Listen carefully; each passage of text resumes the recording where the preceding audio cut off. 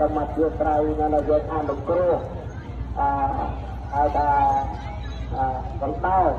កន្តើស័កដែលយើងមានកន្តើជាត្រៃឲ្យបងប្អូនមកពីឆ្ងាយក៏ដោយមិនបានពិសាឲ្យមិនបានអន់ចិត្តមិនបានខ្វះទេ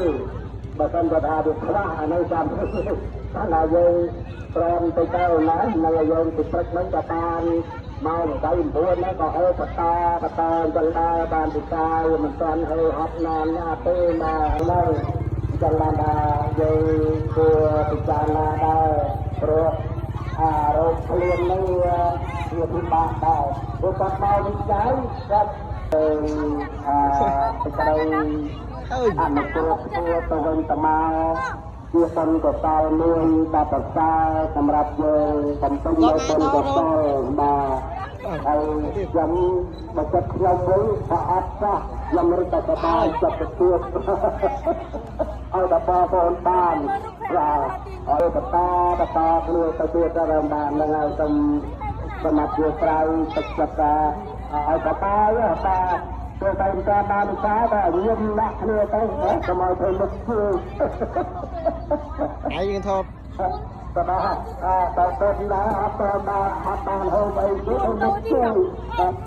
ទទួលបានទាំងអស់ក៏បានដែរតែវាវត្តអារាមយើងទៅហើយតាមក្នុងមិនអាចគ្រប់គ្រាន់បតោទៅ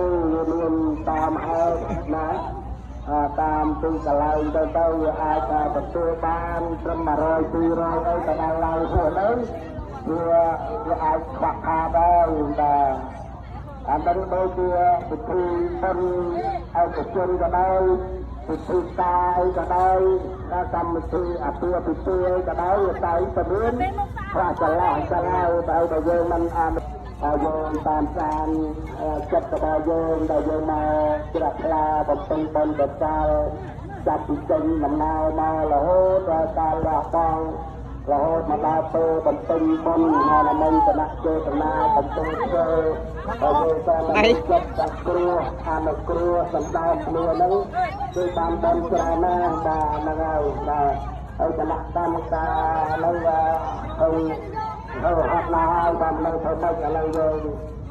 ត្រូវតែតាំងហើយខ្វះនេះមកតាមមើលទៅចូលអូបាត់ព្រាទៅហ្នឹងហើយបាទចឹងតាម